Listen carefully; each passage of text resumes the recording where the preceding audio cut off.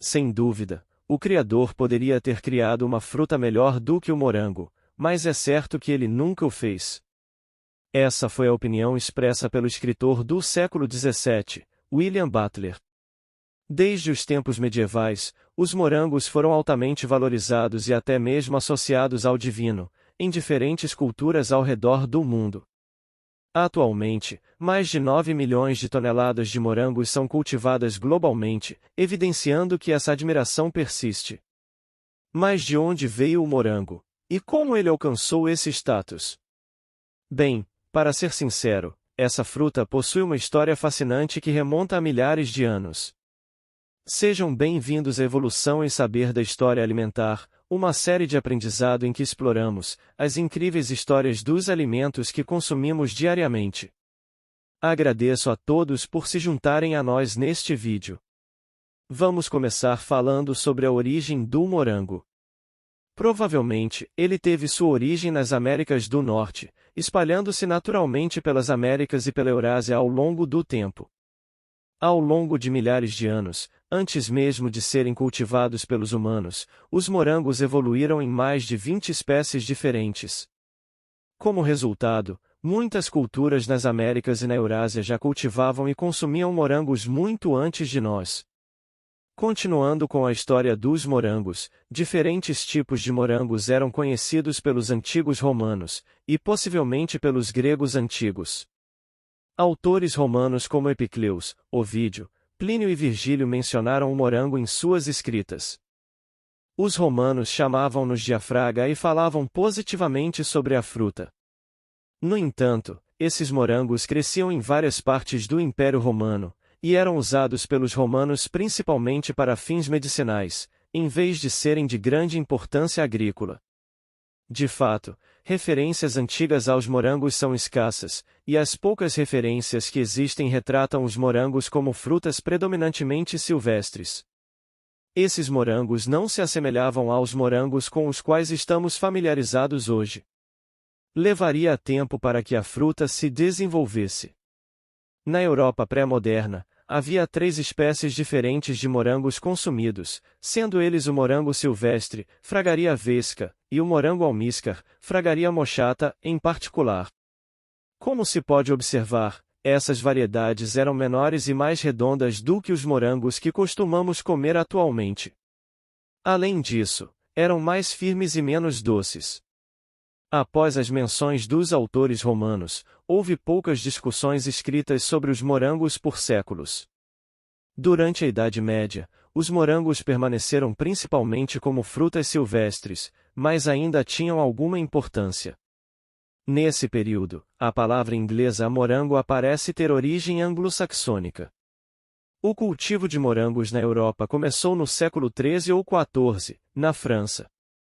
Registros escritos começaram a aparecer durante a Guerra dos 100 Anos, em 1368. O rei francês Carlos, o Sábio, ordenou ao seu jardineiro que plantasse nada menos que 1.200 pés de morango nos jardins do Palácio do Louvre. Os morangos também se tornaram populares no Ducado da Borgonha, especialmente entre o favorito do duque, John, e sua esposa destemida, Margarete. As plantas eram cultivadas tanto como ornamentos pelas suas flores quanto pelos seus frutos. O cultivo de morangos se espalhou por toda a Europa, alcançando lugares como Alemanha, Itália e Inglaterra logo em seguida. Não demorou muito para que os morangos começassem a aparecer na arte contemporânea dessas terras, bem como nas línguas românicas.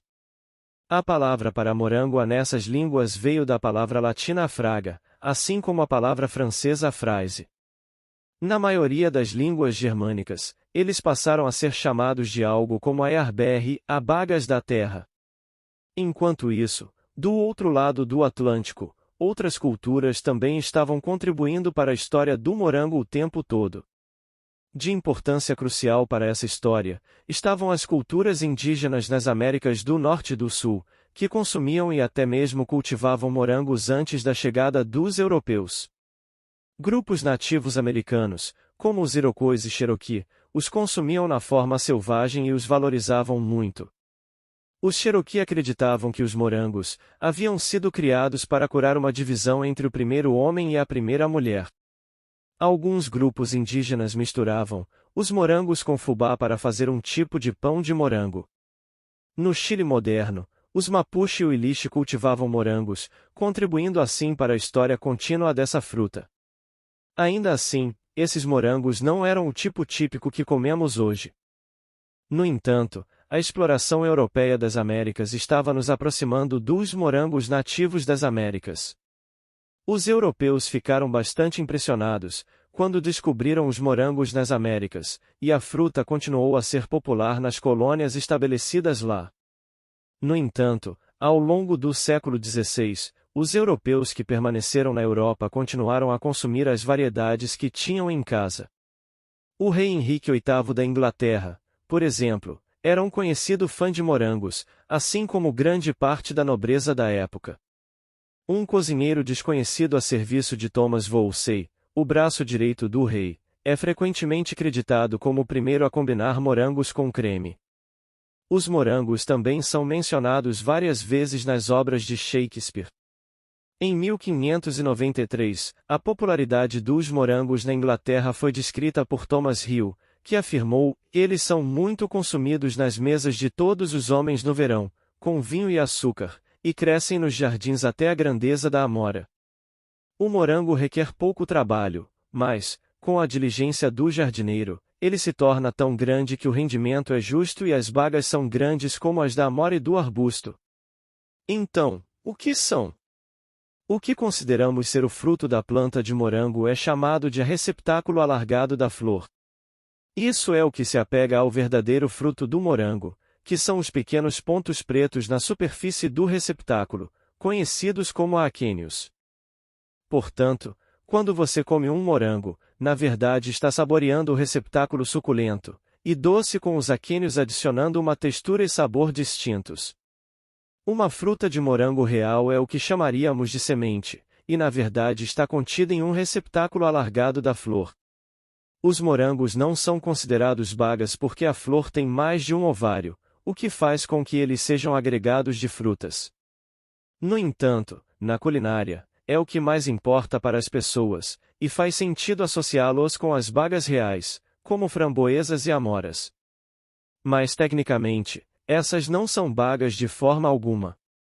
Por outro lado, as berinjelas, embora sejam frutas reais, também não são bagas. Vamos continuar nossa jornada pelo século XVII. Os europeus estavam importando morangos das Américas de volta para a Europa. Uma espécie norte-americana em particular, a fragaria virginiana, o morango da Virgínia, era resistente e parece ter chegado à Europa por volta de 1623, provavelmente até antes, embora tenha levado tempo para despertar o interesse dos europeus.